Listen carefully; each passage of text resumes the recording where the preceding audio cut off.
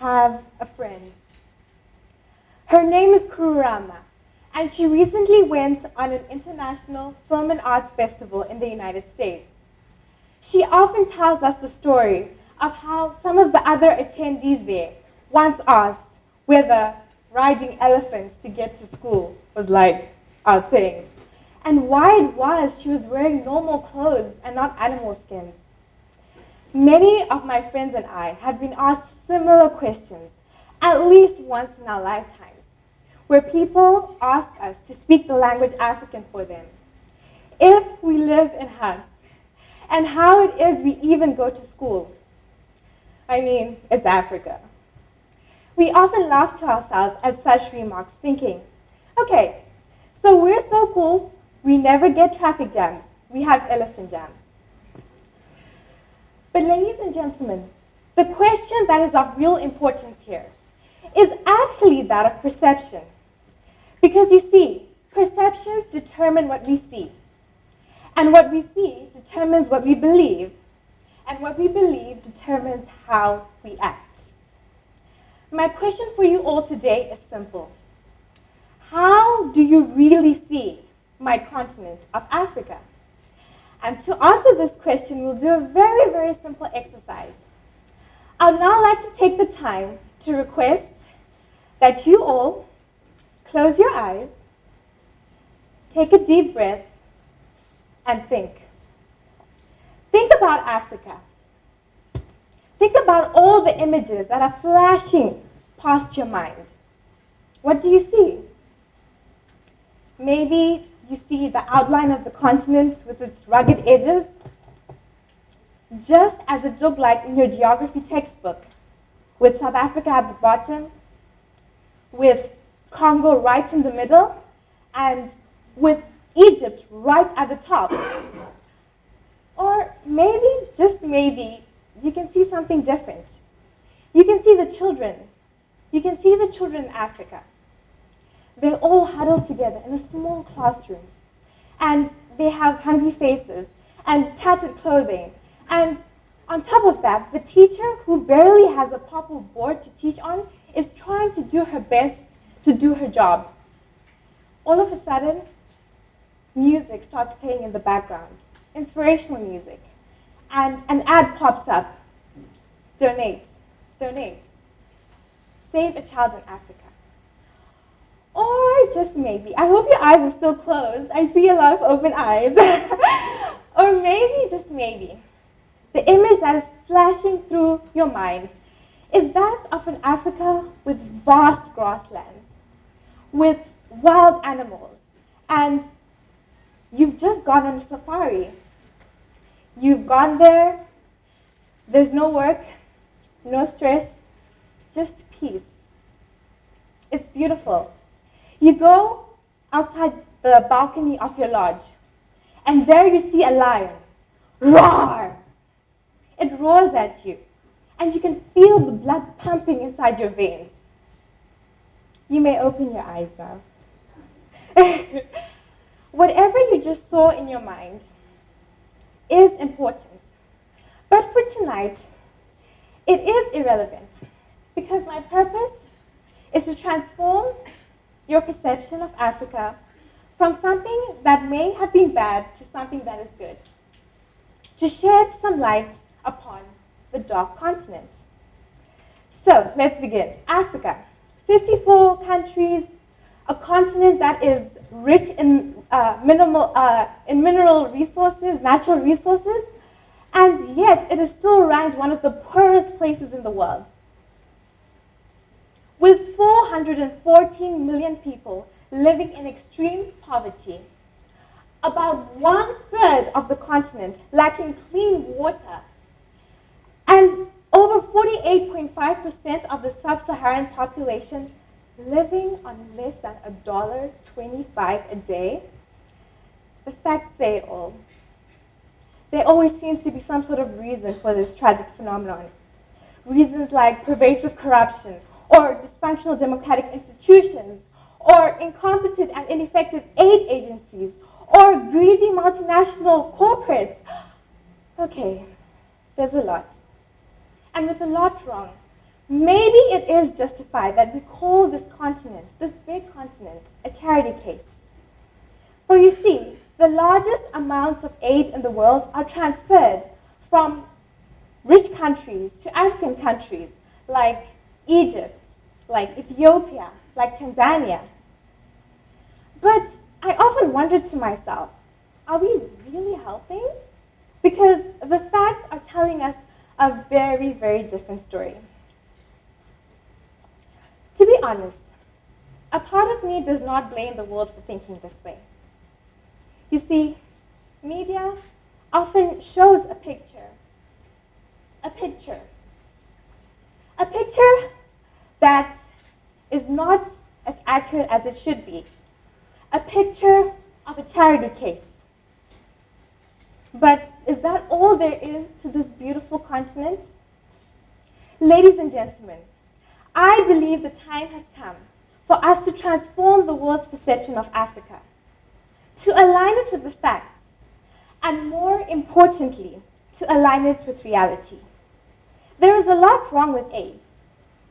And Debisa Moyo, who is a world-renowned economist, notes that the insidious aid culture is causing African countries to become more debt-laden, more inflation-prone, more vulnerable to the vagaries of the currency markets, and more unattractive to high-quality investment. You see, she argues that over the past 60 years, $1 trillion of development-related aid has been transferred from rich countries to African countries. Yet, real per capita income today in Africa is less than it was in the 1970s. I wasn't even born then. On top of that, African countries still pay close to $20 billion in debt repayments per year. How these governments can grow with such a large burden on their back is also beyond me, reminding us that not all aid is actually free. I once went to a conference in my home country, in Zimbabwe, and we were all asked to go around the table and say what our career aspirations were. Some of the women were quick to respond by saying, well, I want to open a charity, or I want to open an NGO.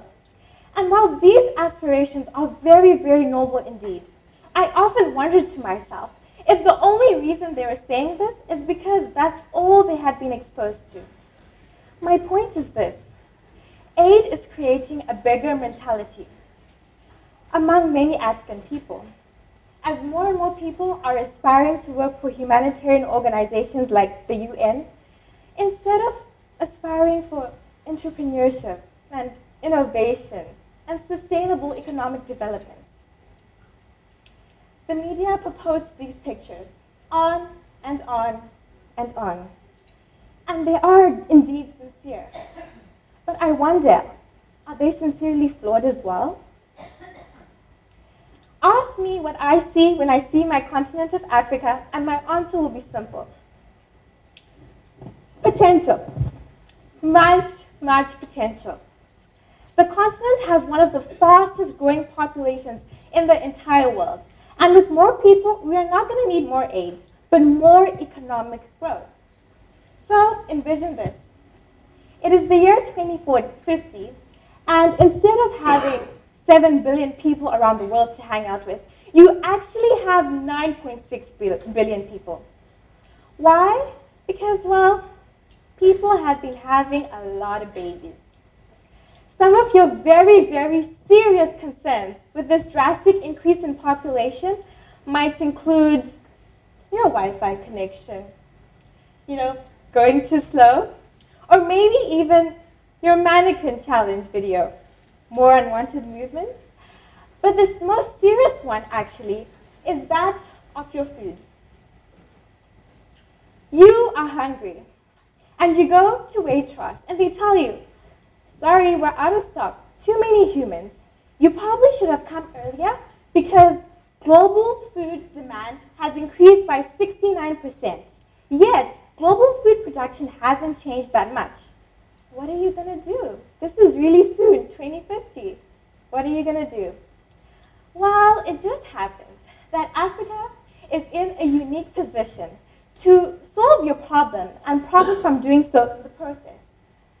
You see, the continent has around 600 million hectares of the world's arable land. That's about 60% of the global total. That is impressive. The key to opportunity in agriculture in Africa is a focus on utilization instead of ownership. With less governmental red tape, that's on us. With more foreign direct investment, that's on you. And with the production of completed end-user goods, we can make Africa the China of the food industry. What else do I see, you might be asking? Well, I see an Africa whose leaders are learning to love and to lead through love, not through corruption.